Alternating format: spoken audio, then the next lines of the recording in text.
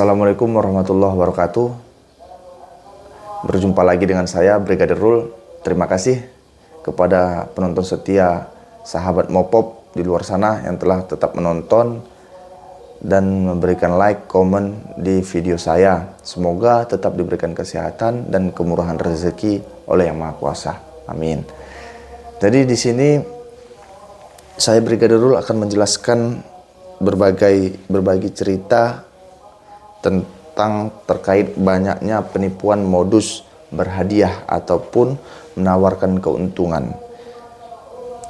Satu persatu saya akan menerangkan secara singkat. Semoga sahabat Mopop tetap mengikuti dari awal sampai akhir terkait modus-modus penipuan tersebut.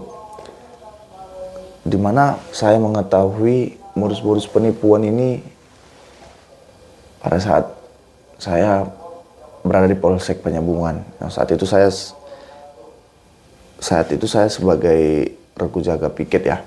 Jadi berbagi-bagi cerita, si korban datang dan menanyakan ataupun melaporkan bahwa saya telah terjadi penipuan terhadap dirinya melalui ada yang dari marketplace, media sosial, ataupun dari pinjaman online yang sudah merugikan si korban tersebut. Jadi saya akan membuat video ini, semoga penonton sahabat Mopop di luar sana mengikuti video ini dari awal sampai akhir, dan semoga bermanfaat untuk keluarga kita dan orang-orang sekitar kita, sehingga tidak ada lagi korban yang bisa menguntungkan si pelaku. Karena kalau kita tidak peduli ataupun tidak open dengan ada di sekitar kita, pasti semua akan merugi. Jadi langsung saja, ada 6 modus yang saya ketahui. Jadi untuk kaum ataupun saudara-saudara nami, nah adong di Mandailing Natal, ikuti video on. Jadi pertama ini modusnya ya, bahasa saya agak campur-campur, tapi nanti akan ada di deskripsi secara detailnya di deskripsi video ini. Jadi modus pertama itu melalui lelang kantor kejaksaan ataupun kantor polisi. Jadi kantor kejaksaan ataupun lelang kantor kejaksaan ataupun kantor polisi ini, si penipu ini pasti membawa kerabat kita ataupun keluarga dekat kita untuk bisa sinkronkan ke si korban, sehingga si korban ini akan tergiur. Setelah udah tergiur si korban ini, si pelaku ini akan memasukkan berbagai cara untuk bisa membujuk dan merayu si korban untuk membeli barang lelang tersebut yang ada di kantor kejaksaan ataupun di kantor polisi yang modus si pelaku ini. Jadi si pelaku ini akan bermodus bahwasanya ada mobil lelang, harganya cukup murah, bisa diperkirakan 30, 25, karena ya namanya pun barang lelang. Dan si korban ini karena dengan harga murah dan kebetulan ada sedikit rezeki mungkin, ya si korban pun karena saudara dia yang menawarkan, yang di atas namakan oleh si pelaku ini, si korban ini tergiur karena kawan dianya gak mungkin berbohong. Nah gitu kan. Selanjutnya si korban pun langsung tergiur dan mengkabari si pelaku ataupun si yang mengatasnamakan keluarga kita ini. Berapa? Terjadilah transaksi, dikirimlah uang sesuai dengan keinginan. Tapi tidak berhenti di situ saja. Nanti si pelaku ini pun nanti banyak alasan lagi. Harus ada lagi pengurusan barang-barang lain, harus ada lagi ini. Kalau memangnya momennya pas rasa si pelaku, langsung dikirim oleh si korban.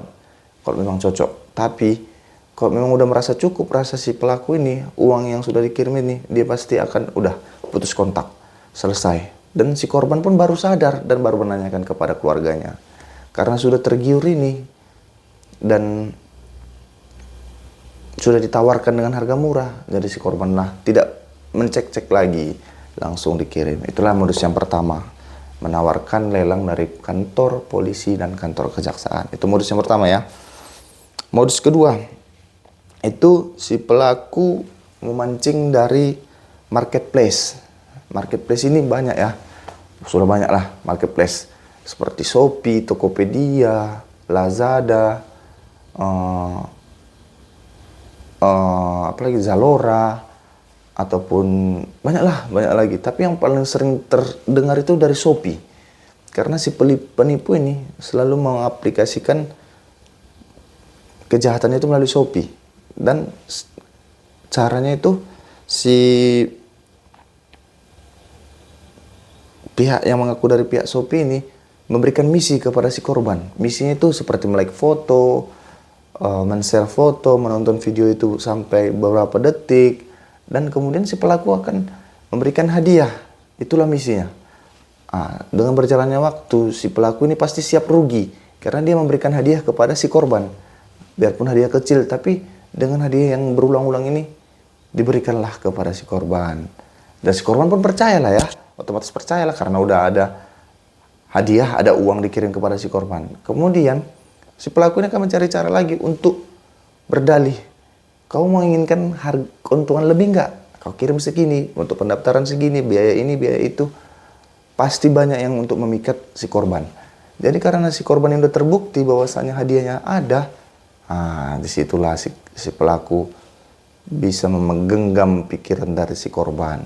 Terjadilah transaksi lagi, transaksi pertama, transaksi kedua untuk mentransfer kepada si pelaku dengan berdalih akan mendapatkan keuntungan lebih apabila ditransfer. Namun pada dasarnya si korban sudah terjebak dalam taktik yang telah diberikan si pelaku. Setelah beberapa hari dikasih enak, terus dikasih keuntungan oleh si pelaku, terjadilah di situ penggenggaman yang telah diberikan oleh si pelaku kepada si korban. Digenggamnya oleh si korban untuk menuruti semua apa yang telah dikatakan si pelaku. Jadi si korban ini apa boleh buat, karena saya udah dikasih hadiah ya saya harus mau. Mungkin si korban ini berpikir, aku udah dikasih hadiah, nggak mungkin nggak kuturuti, dan hadiah dan masih aku kirim masih sedikit kok, masih lumayan kok gitu kan. Jadi dengan mindset si korban yang sudah seperti itu, terpancing teruslah untuk mengirim kepada si pelaku, dan tanpa disadari dia sudah terjebak dalam tipu muslihat si pelaku. Itu dia modus yang kedua. Modus yang ketiga itu kita udah sering dengar, itu juga ada link AFK. Link AFK ini dikirim melalui WA. Setelah dikirim melalui ke WA, jadi si pelaku ini menelpon kita, "Pak, ada paket ini dari salah satu kurir pengirim," gitu kan. Kalau yang saya dengar biasanya itu dari JNT. Dari JNT dia itu, "Pak, ada pelaku ini mengirim gini." Jadi habis itu setelah udah dikirim, si pelaku menginstruksikan, membilangkan kepada si korban yang punya WA ini untuk diklik, karena si korban ini pun penasaran dengan paket apa yang dikirim ini. Dikliknya lah, nah, habis diklik, di-download lah semuanya aplikasinya, terjadilah pengkloningan HP. Jadi bisalah disadap HP kita karena kita sudah mengikuti instruksi dari WA tersebut. Secara kita tidak sadar kita sudah mengikuti instruksinya untuk mendownload WA link AFK ini, dan diasutlah dia. Setelah udah itu nggak ada lagi Brimo kita ataupun mobil-mobil banking kita lain, udahlah tersadaplah olehnya. Jadi apa yang sudah di download itu udahlah ada juga di HP si pelaku. Jadi bisa WhatsApp kita nanti bisa di-cloning sama dia. Jadi semuanya bisa dimanfaatkan untuk penipuan. Dan pada dasarnya si pelaku ini berawal dari penasarannya terhadap paketnya itu. Jadi si korban ini penasaran dengan paket yang dibilangkan si pelaku. Jadi si pelaku ini pun dengan bebaslah menguasai handphone kita. Jadi kita pun sebagai korban bingung lah kayak mana caranya untuk mengembalikan handphone kita seperti semula lagi. Itu dia. Kalau misalnya kita ada mobile banking, dikuras salah semua WA mobile banking kita. Nggak ada lagi lah ini semua. Nominal yang ada di mobile banking habislah dibuatnya. Itu dia. Modus yang keempat itu terkait bea cukai.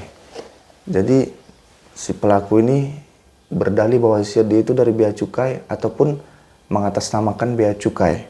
Jadi ini antara si pelaku ini menjelaskan dia itu sebagai bea cukai ataupun si pelaku ini beralasan di bea cukai ini nanti akan terhalang. Nah, tunggu ya. Jadi aku jelaskan satu persatu. Si pelaku ini mengatasnamakan bea cukai kepada si korban. Nah, itu dulu. Si pelaku menjelaskan bahwa dia dari bea cukai akan menawarkan barang-barang murah yang untuk dipasarkan. Jadi si dari pelaku dari bea cukai ini menawarkan kepada si korban dengan harga yang murah-murah.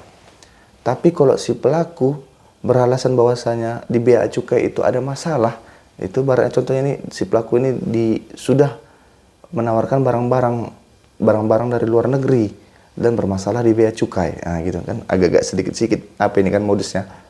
Si pelaku menerangkan dia itu dari bea cukai dan si pelaku beralasan di bea cukai itu ada masalah. Jadi keduanya tetap selalu berkaitan karena pada dasarnya itu akan membawa nama bea cukai. Nah, tapi kita jelaskan dulu terkait si pelaku yang mengatasnamakan bea cukai. Nah, di sinilah nanti tuh bahwasanya si pelaku bilang kan di bea cukai ada barang-barang dan menghasutlah si korban untuk membeli barang-barang ini. Setelah dihasut, terjadilah transaksi kembali. Belilah barang-barang ini dengan sekian puluh juta. Habis itu si pelaku ada menawarkan lagi. Ada nggak barang-barang ini yang mau lagi? Ya, tergantung si korban mau atau tidak. Tapi biasanya si korban itu sudah sadar langsung. Biasanya, kok saya udah mengirim, karena si pelaku sudah dari bea cukai ini yang mengatasnamakan bea cukai ini langsung membuat si korban itu menjadi curiga gitu. Jadi sadarlah dia bahwasanya dia udah kena tipu karena dengan banyaknya modus yang dibuatnya dari bea cukai ini. Jadi pun si pelaku jadi kayak mana bilangnya? Si pelaku ini ingin lebih lagi mungkin ya dari bea cukai yang atas kamu, ingin lebih untuk mendapatkan keuntungan. Jadi pun si pelaku ini menawarkan lagi barang-barang lain. Apakah ada barang lain? Jadi sekarang ini pelaku ini untuk membuat kejahatan ini nggak bisa 1-2 hari. Jadi untuk 1 hari ini udah dikirim. Besoknya lagi nanti, Kak, untuk melengkapi administrasi sebagai saya petugas bea cukai, melengkapi persyaratan ini perlu lagi nih, dikirim lagi. Nah, banyaklah alasan-alasan supaya tetap untuk mengambil keuntungan dari si korban. Jadi yang itu untuk si pelaku menjadi bea cukai. Tapi kalau si pelaku yang beralasan bermasalah di bea cukai itu setelah si pelaku membujuk si korban untuk membelikan barang segala macam itu, si pelaku ini beralasan nanti di bea cukai itu ada masalah karena barang-barang ini ilegal. Untuk membayar supaya barang ini keluar, kita wajib bayar lagi. Nah, gitu dia pandai dia itu. Kita bayar lagi, habis itu bayar lagi, si korban pun, aku udah ngirim duit, nggak mungkin lah, nggak kulanjutkan. Dikirimnya lagi adalah duit itu, berdabel-dabel kerugian idenya kan. Ada lagi alasan, kalaupun si korban itu udah mulai banyak kerugiannya, baru dia berpikir, barulah dia menanyakan, apakah betul ini pengirimannya? Nah, disitulah si korban sudah sadar dia bahwasanya ditipu. Itulah modus keempat. Modus kelima itu modus kelima ini agak sedikit rumit dia itu, tapi ini ujungnya memang kepinjaman online. Nah, itu dia modus kelimanya itu, yang memanfaatkan pinjaman online itu untuk kita yang menjadi berhutang kepada peminjam online itu dengan hasutan-hasutan yang diberikan si korban. Jadi habis itu udah dihasut tuh, bujuk rayu, tipu muslihat, udahlah dibujuk si korban ini, si pelaku si korban untuk mendownload misalnya aplikasi Kredipo ini ya, Kredipo.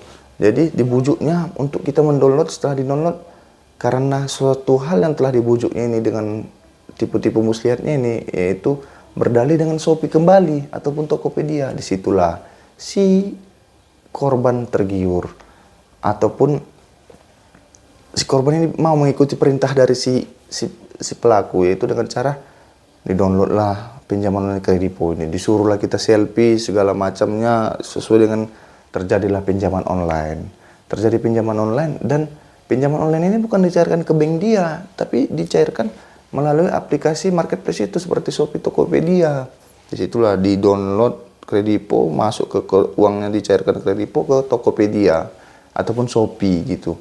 Disitulah si pelaku ini bermain untuk belanja barang-barang dengan dasar pinjaman online kita. Nah itu dia, canggih-canggih lah pokoknya, canggih lah pokoknya.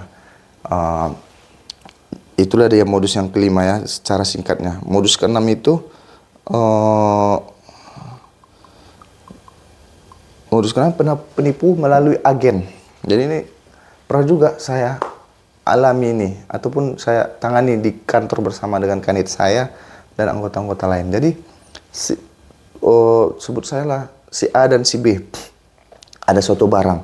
Jadi barangnya ini si agen ini ataupun si penipu ini mengatakan kepada si A, pembelinya akan calon pembeli si A ini akan ataupun toke A ini harganya sekian, misalnya harganya 1.000, dibilangkannya ke harga ke si calon yang akan ditipunya ini, yang kedua belah pihak ini akan ditipu, akan diadu nanti ujung-ujungnya akan bersiteru ini ujung-ujungnya.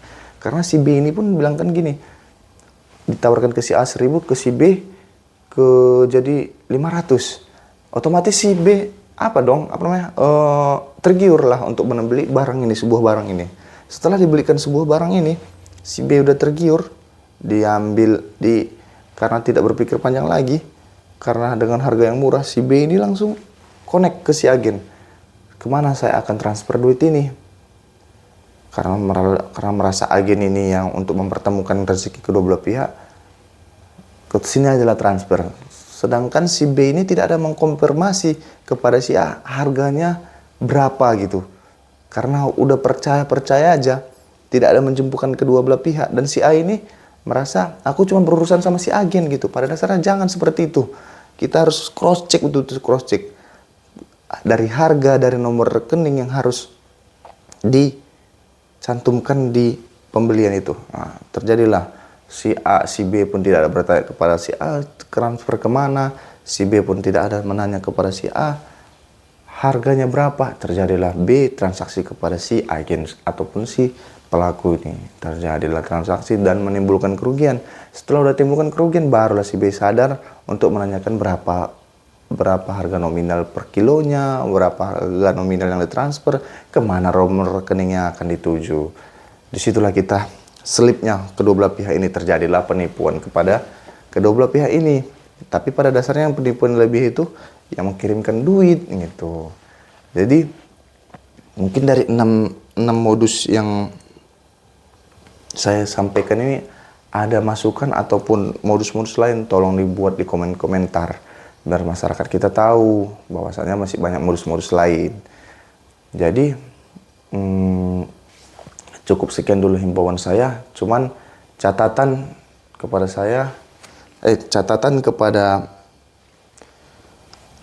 masyarakat ataupun penonton setia Mopok, sahabat Mopok, untuk tetap waspada karena penipu sekarang canggih-canggih, lebih dari kita canggih-canggihnya untuk mengambil keuntungan dari kita itu.